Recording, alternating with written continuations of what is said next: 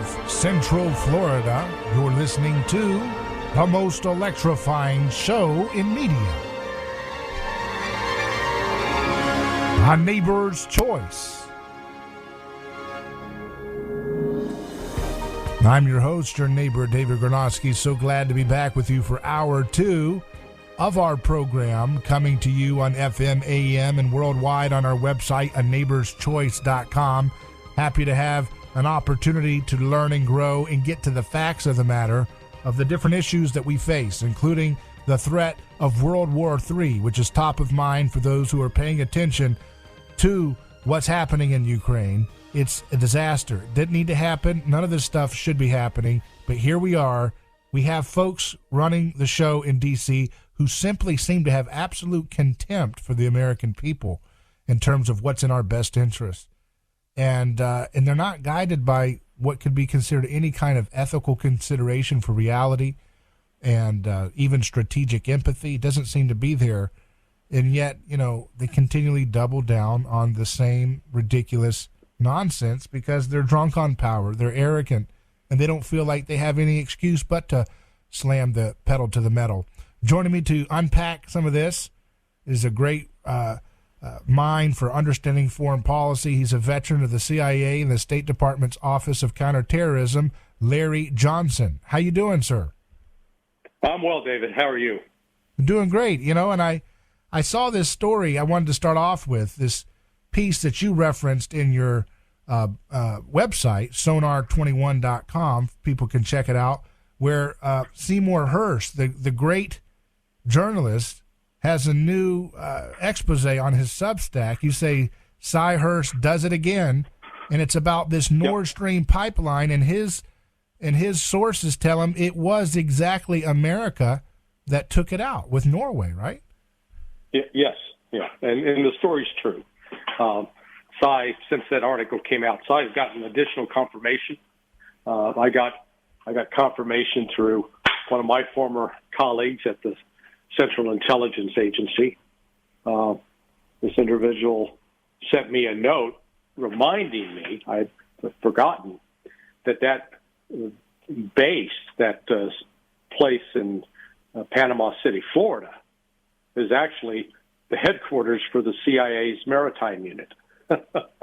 Just a coincidence. Yeah, so, for folks who are not familiar with what the general story is, could you give us a little takeaway of what he's saying here? Yeah, what Cy is reporting is that starting in December of 2021, even before the Russians launched their special military operation in Ukraine, the United States initiated planning to blow up the Nord Stream 1 and 2 pipelines. And they found a loophole where they didn't have to go get a presidential finding, because any presidential finding ultimately has to be briefed to the Senate and House Intelligence Committee, so what they call the Gang of Eight. So to be the chair of the majority and minority in the House Intelligence, the majority and minority in the Senate Intelligence Committee, majority minority leaders in the Senate and House. So that makes a total of 8. And they found a loophole where if it was considered just a regular military operation, they could do it without having to notify Congress. And so they used that loophole, but it was really as a violation of the law. And they agreed upon a plan. They had Navy divers or ostensible Navy divers from this particular facility in Panama City, Florida, that went and laid charges on the pipeline during a NATO exercise in the Baltic Sea. And this was in June of 2022. And then they waited a couple of months, and then they sent out a plane, a P-8, Orion, that dropped a buoy that contained a signal that set off the explosion and blew up the pipeline. Now, what's interesting is there is independent corroboration of this from there's a YouTuber, former military special operations guy who dealt with their operations. It goes under the name Monkey Works. Works is spelled W-E-R-X. And a day or two after the pipeline blew up, he reported at the time that there was this mysterious flight over that site, but didn't detect any bombs being dropped. Well, that's because they didn't drop a bomb. They dropped a sonar buoy that was going to detonate, was wired in such a way that it would detonate the explosives. So this was an act of war by the United States against Russia and, candidly, against Germany. And it will be interesting to see what reaction occurs in Germany in the wake of this revelation. I cannot imagine that Germans will be happy to know that the United States attacked their primary source of fuel and energy, because in the wake of the destruction of that pipeline, you've had a number of businesses go bankrupt, shut down, et cetera, in Germany, not to mention the suffering of people, particularly those who are on fixed incomes. Yeah, in the Hersh piece on his website, SeymourHersh.substack.com, which, as you mentioned, he's one of the few journalists really left in the game, isn't he? Actual journalists, not just stenographer, authoritarian peddlers of nonsense. Yeah, no, absolutely. I've known Cy for 43 years. First met him when I was teaching at the American University in the Washington semester foreign policy semester program. And we'd do seminars 3 days a week, get guest speakers to come in. And so the week I was dealing with the CIA, I had William Colby, former CIA director, and then Cy Hersh. And that's where I first met Cy. And as we talked beforehand, we found out that each of us had a son that was born that summer. And his son was named Josh, and my son's name is Josh. So we sort of hit it off on that. Cy is, he's 18 years my senior. So, he had this kid late in life. But, he's always been on top of the story. And what's fascinating, you watch the White House and the Pentagon, this is a lie, this is wrong, this is not true. Well, that's what they said when he came out with the Abu Ghraib story. And that's what they said when he came out with the My Lai story. And that's what he said when he reported on CIA assassinations. So, and that's what they said when he reported on the fact that, the killing of bin Laden was, let's call it, a lot of it was staged from the standpoint of bin Laden couldn't get out of bed. The Navy SEALs shot an infirm guy that couldn't get out of bed. I'm not saying he didn't deserve to be shot, but again, Cy has had those kinds of stories, and invariably the government, whether it's Republican or Democrat, comes out with these strenuous denials. But when I went through CIA training, there was a particular highly classified training site we visited, and believe it or not, they had a gift shop there. And they sold T-shirts, belt buckles, and coffee mugs that said, admit nothing, deny everything, make counter accusations. Well, that's exactly what they're doing right now. They admit nothing, they're denying it as a lie, and they're making the counter accusation that not only is Seymour Hersh, a puppet of Putin, but he's now an addled old man, too, and just desperate for fame and desperate for attention. I mean, it's just, when they can't argue the facts, they have to go for the personal smear. Yeah, but Biden's a genius. He's not an addled old man, for real. Oh, yeah. Yeah. Oh, God. Yeah, speaking of Biden, in the Hersh piece, he talks about this on February 7th. There's a Biden press conference where he said, if Russia invades, there will be no longer a Nord Stream 2. We will bring an end to it. 20 days earlier, Undersecretary Victoria Nuland, the famous neocon who's been obsessed with this whole project for a long time, she said, I want to be very clear to you today, if Russia invades Ukraine one way or another, Nord Stream 2 will not move forward. And in his piece, they talk about how that was dismaying for the folks involved in planning the pipeline mission, because they viewed it as, these are indirect references to the attack. And the quote is, it was like putting an atomic bomb on the ground in Tokyo and telling the Japanese they were going to detonate it. The plan was for the options to be executed post-invasion and not advertised publicly. Biden simply didn't get it or ignored it. Why would the Biden administration and why would Nuland, why would they be saying these things when that was a potential, alert that could mess up the situation that he had planned? Well, they can't help themselves. Why? They've got the part of the insecurity. They got to let everybody know what a bunch of tough guys they are. Okay, yeah, and it's just, Psy has been around since the days of Richard Nixon. So we're talking now over 50 years, and he's dealt with, so Nixon, Ford, Carter, Reagan, Bush the first, Clinton, Bush the second, Obama, Trump, and now Biden. And Sy, as he told me personally earlier today, he has never seen as incompetent a group of people that surround Joe Biden right now. He says it's frightening. It is so dangerous because they are so stupid and just no sense of strategy, no vision whatsoever. In the piece, Hersh says that the plan to blow up Nord Stream 1 and 2 was suddenly downgraded from a covert operation requiring that Congress be informed to one that was deemed as a highly classified intelligence operation with U.S. military support. Under the law, the source explained there was no longer a legal requirement to report their operation to Congress. All they had to do now is just do it, but it still had to be Correct. Secret. So that's a lawless government. There is no democracy here. This is what democracy Right. looks like in their view, right? Right. Yeah. No, I mean, you got it exactly right. This is well, look at Biden. That's the story of Joe Biden.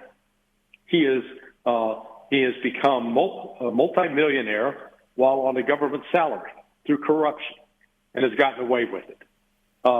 His son has been able to cut business deals based upon classified information that Joe Biden took from the government, and in some cases actually commissioned the Central Intelligence Agency to write an analysis that he could then use to facilitate Hunter Biden's business career.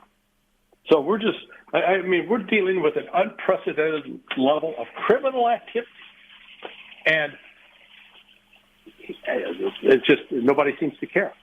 Right. The media institutions, the corporations you think that would provide some sort of check are refusing to impose any kind of checkmate or a limitation on this. So it's going to result, I fear, in some grievous losses for the United States because you can't just keep poking a bear with a stick and not have to deal with the consequences of that bear waking up and coming after you. And that's exactly what's going to happen. It's not just the bear, the Chinese as well. Right. Yeah, and candidly, we are not in a position militarily to do anything about it. If the American people labor under the illusion that we've got the greatest military in the world, I got news for them. That's a lie. We do not. We've got the most expensive military in the world. Do you realize that the U.S. defense budget is double what Russia, China, Germany, France, and the United Kingdom combined, what all of them combined spend? We spend twice as much as they do. Yeah. I mean, it's ridiculous. You mentioned in your piece, is Germany going to continue to be America's you-know-what? But in light of this, what do they have as options? What can they do? Do they have any leverage in this relationship with America to say, I think this is enough. We don't want to be, how many people are we going to sacrifice just for your, need to keep me hating Russia and away from Russia. I mean, how long can they go along with this, or do they have no choice? Well, I don't. So far, the big advocates for it are the Green Party. I mean, think about that. This party that is supposedly wanting to save the world from climate change and get rid of all the terrible petroleum-based fuels is embarked on a policy, course of action in their policy that's likely to result in a nuclear war, one that will leave Germany devastated. The Russians have now come to the realization, based upon what Angela Merkel said. She lied to Vladimir Putin. She lied when they convinced him to sign the Minsk agreement, because they said they were just, all they were doing was just buying time for Ukraine to build up its army so it could fight Russia. Well, the Russians have taken that to heart, and they're not going to forget. And we yeah, it's I just don't understand. What is there? Do you think it's in your opinion? Do you think Germany's just going to continue? Is their citizenry really whipped up in a kind of war hysteria, or they're not buying this whole line that they have to sacrifice everything for this conflict with Russia? Yeah, well, Olaf Scholz keeps doubling down. Mm-hmm. They keep and the disconnect from reality, and it's partly reflects just his ignorance on the subject matter. They're going to send 178, 188 Leopard 1 tanks to Ukraine. They might as well send paper mache pinatas. They'll be about as effective. They have they're not effective armor, particularly, and they don't have the fire control that modern tanks do. Modern tanks now are built with some systems that, as you're driving the tank, say at 30 miles an hour, the tank can still stabilize the barrel in such a way that it can hit a target downrange. These old tanks, you got to stop, line up the shot, and as soon as you stop and line up the shot, you're immediately vulnerable to being taken out by anti-tank guided missiles or another tank firing at you that's on the move. I mean, it just, it's like, what are they doing? Yeah. Why send somebody equipment that's going to get them killed? That's why I just don't comprehend. Yeah, and like you said, we're not in a position to really double down on a World War III gambit. We just saw this hysteria last week about this balloon. What was your take on that whole story with this balloon coming over from China and the way in which it all went down, with taking many days to take it down and using the fighter they did to do it? What was your overall takeaway from that? Total complete nonsense, and it's designed to panic the American people, not the Chinese. It's the reaction of the Biden administration. Think about this. Number one, at no point until after that balloon was shot down did our Secretary of Defense, Lloyd Austin, try to contact the Chinese defense minister and say, what the hell, what's up? What's with this balloon overflying our territory? Number two, why is it that it got onto American territory in Alaska, then flew over Canada, and then finally came over to continental United States before it became a source of alarm? The fact that on a daily basis you have dozens of Chinese satellites flying over American territory, and we don't get upset about that. We don't threaten to shoot those down. They're doing as much intelligence collection. They can, just because a balloon's flying over and it has a greater ability to collect imagery and signal intercepts, communications, but still, we want that with another nuclear power where they can see transparently that we're not creating a threat to them. So, right. this entire reaction was just ridiculous. So it either means one of two things. It was the complete failure of NORAD, the military entity tasked with the responsibility of alerting us to inbound objects that could threaten America.